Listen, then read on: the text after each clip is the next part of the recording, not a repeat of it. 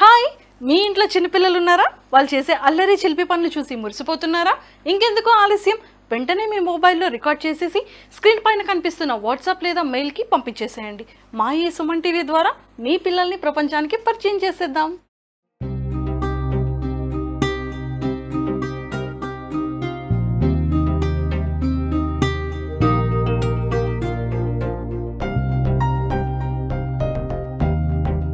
Suman TV ప్రేక్షకులకి నమస్కారం.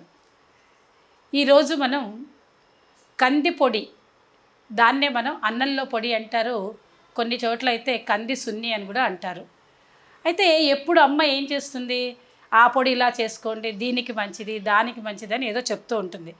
ఇవాళ అలా కాకుండా మన ప్రేక్షకులందరికీ ఎలా చెయ్యాలో చెప్పే ప్రయత్నం చేస్తున్నాను ఇవాళ. మొట్టమొదటిగా దీనికి కావాల్సిన దానిలో శనగపప్పు, పెసరపప్పు, మినప్పప్పు, మిరియాలు, జీలకర్ర, ఉప్పు, కారం, కందిపప్పు. ఈ కందిపప్పు 1 కప్పు, అలాగే శనగపప్పు 1 కప్పు, దాని తర్వాత మినప్పప్పు, పెసరపప్పు. దీనికి తీసుకునేటువంటి క్వాంటిటీస్లో ఎక్కువగా తీసుకోవాల్సింది ఏమిటి అంటే 1 కప్పు కందిపప్పు, 1 కప్పు శనగపప్పు. మిగతా 2 పప్పులు ఏవైతే ఉన్నాయో వీటిని మాత్రం మనం కొంచెం క్వాంటిటీ తక్కువ తీసుకోవాలి.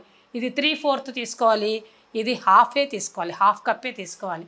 ఎందుకో నేను చేసేటప్పుడు చెప్తాను మీకు.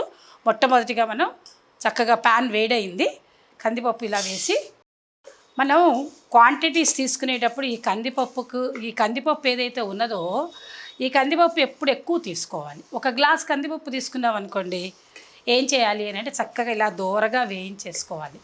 దీంతో పాటు ఇంకొక గ్లాసు శనగపప్పు తీసుకోవాలి. అవి 2 సమానమైన క్వాంటిటీస్లో ఉండాలి. మిగతా 2 మాత్రం హాఫే తీసుకోవాలి. ఎందుకంటే కొంచెము వాసన ఇష్టపడదు కొంతమంది, అందుకోసమని ఇదైతేనే బాగుంటుంది. కొంతమంది 4 సమానంగా పోసుకుంటారు, అది రుచిగా ఉండదురా. నేను చేసింది చూడండి, రేపు ఇంకా మీరు అందరూ ఇలాగే చేసుకుంటారు, అబ్బా అమ్మ ఎంత బాగుందో అంటారు. చూసారా, అప్పుడే ఎంత మంచి వాసన వచ్చేస్తుందో కందిపప్పు ఎలా వేగాలి అంటే చక్కగా గోల్డెన్ ఫ్రై ఎలా ఉండాలి, ఇది ఏ కలర్లో ఉందో చూడండి, ఈ కలర్ మార్పు వచ్చేసేయాలి. అయితే మరి ఎందుకు ఈ కందిపొడి వేసుకుంటాం అన్నంలో అంటే, దానికి ఎందుకు అన్నంలో పొడి అంటుంది అమ్మ అని అనుకోవచ్చు మీరు. ఎందుకంటే ఈ కందిపొడి చాలా పోషకాహారం.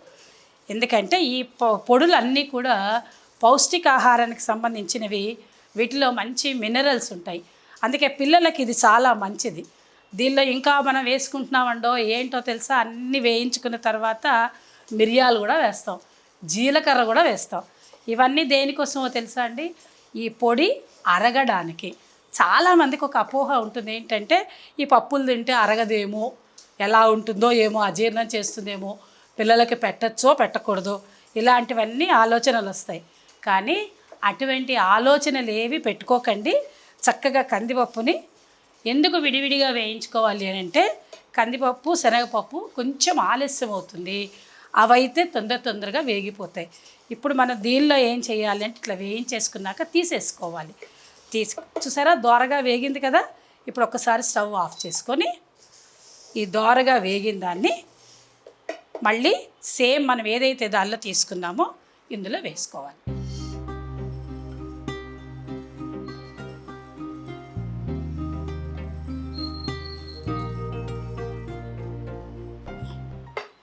మళ్ళీ ఆన్ చేసుకున్న తర్వాత ఇప్పుడు దీనిలో శనగపప్పు వేసుకోవాలి. ఇందాక ఇది ఎలా అయితే 1 గ్లాస్ తీసుకున్నామో ఇది కూడా చక్కగా 1 గ్లాస్, సేమ్ క్వాంటిటీ.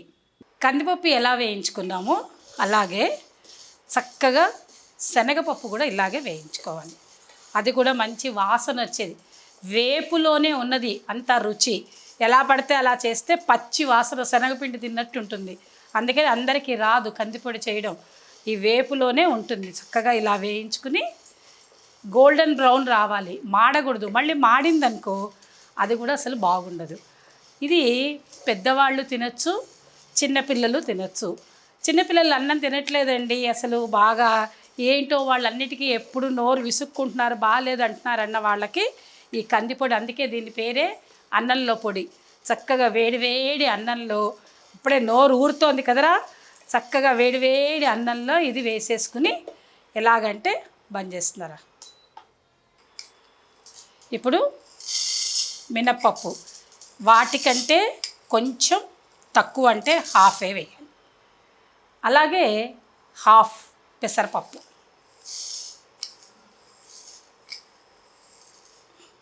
ఎందుకని అంటే లేకపోతే మినపసున్ని వాసన వచ్చేస్తుంది, కంది సున్ని వాసన రాదు మనకి. ఇవి తక్కువగా వేసుకోవాలి. రెండవది ఏంటంటే దీనిలో రుచి వేరేగా ఉంటుంది. దీనిలో మనం ఆయిల్ తగిలించాం కదా. ఇంకొకటి ఏంటంటే డైటింగ్ చేసే వాళ్ళకు కూడా ఇది బాగా పనికొస్తుంది. దీనిలో అసలు నూనె అనేదే ఉండదు. తినేటప్పుడు కావాలంటే మాత్రమే నూనె కానీ నెయ్యి కానీ చక్కగా వేడి చేసి గుమగుమలాడే నెయ్యి వేసుకుని తింటే ఎంత బాగుంటుందో తెలుసా. అసలు దీంతో కరెక్ట్గా ఎన్ని ముద్దలు తినచ్చో తెలుసా. బాగా తినగలిగే వాళ్ళైతే 200 గ్రాముల అన్నం తినచ్చు. అందుగురించి పూర్వకాలంలో అందరికి ఇళ్లల్లో పొద్దున్నే చద్దన్నం తినే అలవాటు ఉండేది కదా. ఆ చద్దన్నం అలవాటుకి కందిపొడి వేసి హాయిగా చక్కగా పెట్టేవాళ్ళు అమ్మలు. దీంతోపాటు గడ్డ పెరుగు తిన్నామనుకో ఇంకా సాయంకాలం ఇంటికి వచ్చేదాకా ఆకలి అయ్యేది కాదు. పిల్లలు చక్కగా ఆనందంగా ఆడుకునేవాళ్ళు. లేకపోతే నాకు మ్యాగీ కావాలి, నూడిల్స్ కావాలి, లేకపోతే ఇంకేదైనా కావాలి, పిల్లలు అడుగుతారు కదా నాకు అదేదో ఆకలి వేస్తుంది అని. అలా ఏమీ కాకుండా చక్కగా తినచ్చు అన్నమాట. ఇప్పుడు ఇలా దోరగా వేగినప్పుడే ఏం చేయాలి అని అంటే, ఇప్పుడు ఇందాక మనం వేయించుకున్నామే అవన్నీ ఇందులో కలిపేసుకోవాలి. లేకపోతే కలిసినట్టుగా వేగం. చూసారా ఎంత చక్కగా వేగాయో ఇందాకటివి. ఇప్పుడు దీనిలో నుంచి అన్నీ కలిపి ఒక్కసారి వేయించుకోవాలి. ఇలా 4 కలిసి వేగితేనే ఆ రుచి వేరేగా ఉంటుంది. మీరందరూ ఇందాక నుంచి అమ్మ ఒక్కొక్కటి వేయించారు అనుకున్నారు కదా. ఎందుకని అలా వేయించారంటే ఒకటేసారి వేస్తే ఏమవుతుందో తెలుసా, పెసరపప్పు తొందరగా వేగిపోతుంది, మినపప్పు మాడిపోతుంది. అలాగే శనగపప్పు కందిపప్పు లేట్ అయ్యేసరికి నల్లగా అయిపోతాయి. అబ్బా ఏం చెప్పారండి ఈవిడ, అసలు ఏం బాగాలేదు, రుచిగానే లేదు అనుకుంటారు.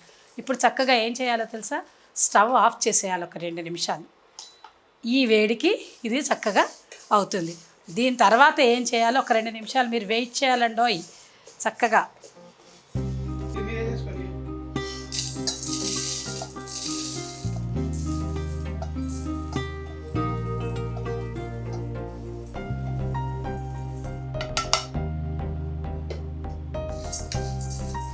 దీనిలో ఏం చేయాలంటే మనం మిరియాలు తీసుకొని రెడీగా పెట్టుకున్నాం కదా, ఈ మిరియాలు వేయాలి ఇలా 1 స్పూను. ఈ ఎన్ని ఉన్నాయి దీని క్వాంటిటీకి తగ్గట్టు 1 స్పూను, మళ్ళీ మీరు కారం అంటారు 1 స్పూన్ అలా వేయాలి. మిరియాలు ఎందుకు వేయాలో తెలుసా అండి, మిరియాల వల్ల బలం ఎంత ఉందో అజీర్ణం కాకుండా చూస్తుంది. ఇది ఒక ఔషధం. దీంతో పాటు ఏం వేయించాలో తెలుసా అండోయ్, జీలకర్ర 2 కలిపేయాలి. ఈ జీలకర్రలో ఉన్నది అసలు మజా అంతా. చూసారా ఇలా వేసుకుంటే ఎంత బాగుంటుందంటే, ఈ జీలకర్ర వాసన వేగుతుంటేనే ఇబ్బా ఎంత బాగుందో ఈ జీలకర్ర మిరియాలు వేగుతూ ఉంటే. దీంతో పాటు తగినంత ఉప్పు కూడా వేయించాలి. ఏంటి అమ్మ అన్ని పిచ్చిగా అన్ని వేయించేస్తుంది అనుకుంటున్నారా, ఉప్పులో ఒక తడి ఉంటుంది. ఈ తడి వల్ల ఏమవుతుందంటే పొడి పాడైపోతుంది.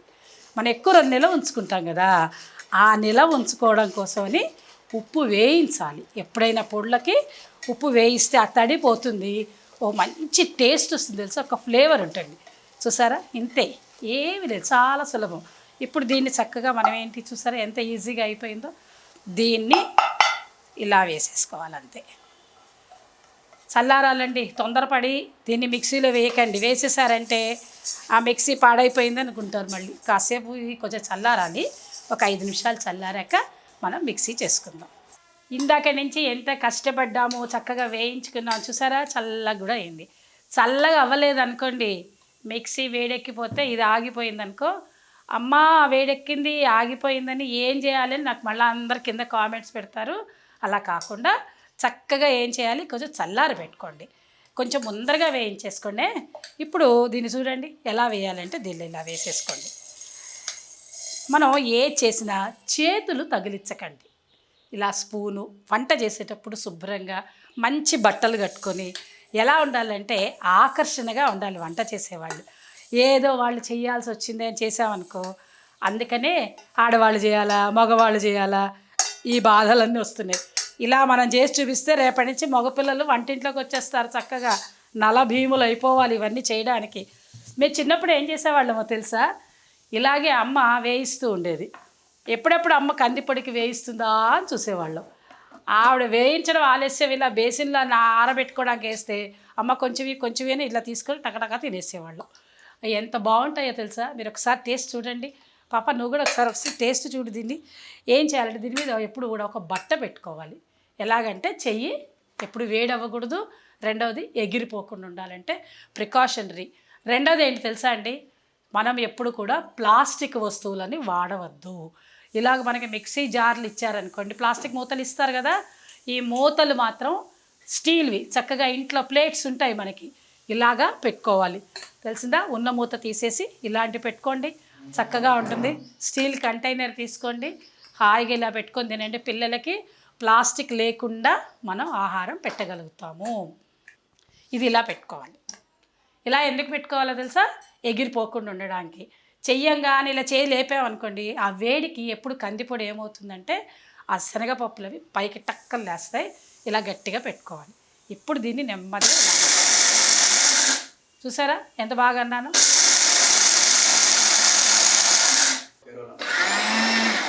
అమ్మయ్యా, చక్కగా ఎలా ఎప్పుడైనా సరే ఈ కంది సున్ని చేసుకునేటప్పుడు ఎలా ఉండాలి అంటే బరక ఉండాలి కొంచెం, లేకపోతే పంటికి అతుక్కుపోతుంది. ఇప్పుడు ఇంకొకటి చేయాలండో మర్చిపోయారు. ఇప్పుడు దీనిలో ఒక స్పూన్ కారం వేసుకోవాలి. ఎందుకు కారం, మిరియాలు వేసాం కదా అనుకుంటారేమో. మిరియాలేమో ఒక రకమైన ఔషధం అయితే కారం ఎలా ఉండాలి, మంటికి మనకి ఎలా ఉంటుంది తెలుసా, కంటికి ఇంపుగా ఉండాలి, రంగు, రుచి, వాసన. అలా చూసారా, ఇలా వేస్తే అప్పుడు ఉంటుంది మజా.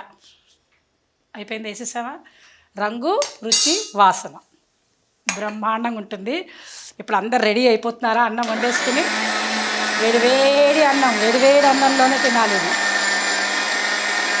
అయిపోయింది, చక్కగా కందిపొడి అయిపోయింది. ఇలాగ చేయి పెట్టకూడదు.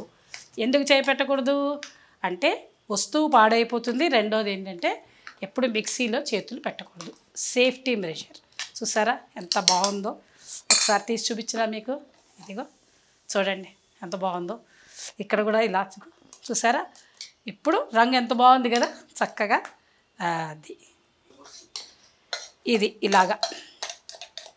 ఇప్పుడు మనం ఏం చేసాం, కందిపొడి వల్ల ఉపయోగాలు ఏంటి అని అంటే పౌష్టికాహారం. ఇది చక్కగా పొద్దున్నే సద్దన్నం తినమని చెప్పుకున్నాం కదా మనం ఇంతకుముందు. చక్కగా ఆ అన్నంలో కనుక ఇది వేసుకొని సద్దన్నంలో తింటే ఆ రుచి వేరుంటుంది. అదే అన్నంలో తినేటప్పుడు వేడివేడి అన్నంలో తింటే అదే రుచి వేరుంటుంది. కాబట్టి ఇలాగా చేసుకొని చక్కగా దీన్ని మనం రెడీ చేసుకొని స్పూన్ రెడీ పెట్టుకొని రెడీ.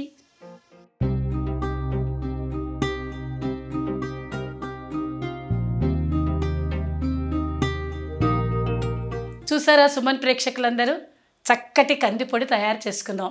ఈ కందిపొడి వల్ల మనకి ఆహారంలో పౌష్టికాహారం అనే మాట చెప్పేటప్పుడు కూడా కూరలు, పచ్చళ్ళే కాకుండా చక్కగా పొడిలో కూడా ఉంటుంది. వేడివేడి నెయ్యి వేసుకుని, ఇంకా దీనికి కాంబినేషన్ ఏంటో తెలుసా, చక్కటి చింతకాయ పచ్చడి, ఇంగువ తరుగుబాత వేసుకొని కనుక చేసుకొని దీనిలో కలుపుకొని తింటే ఉంటుంది. ఇంత అన్నం తినచ్చు చక్కగా. ఎందుకంటే పూర్వకాలం అంతా మనం అన్నం తిని బతికిన వాళ్ళమే. ఎప్పుడు కూడా జయ ఏమంటుంటుంది, అమ్మ అది ఎలా చేస్తారు, అమ్మ ఇది ఎలా చేస్తారు, అదేంటి చెప్పండి, మెజర్మెంట్స్ చెప్పండి అంటుందిగా. అలా కాకుండా ఇప్పటి నుంచి ఏంటంటే మీకు పొళ్ళు, పచ్చళ్ళు, రకరకాల వంటలు, చిట్కాలు అన్నీ చేసి చూపించడమే. ఇన్ని రోజులు మాటలు విన్నారు, ఇప్పుడు మా చేతలు చూస్తారు చక్కగా మన ప్రేక్షకులందరూ. చూసారా, సుమన్ ప్రేక్షకులందరూ చక్కగా కందిపొడి చేసుకుని హాయిగా ఆస్వాదించండి.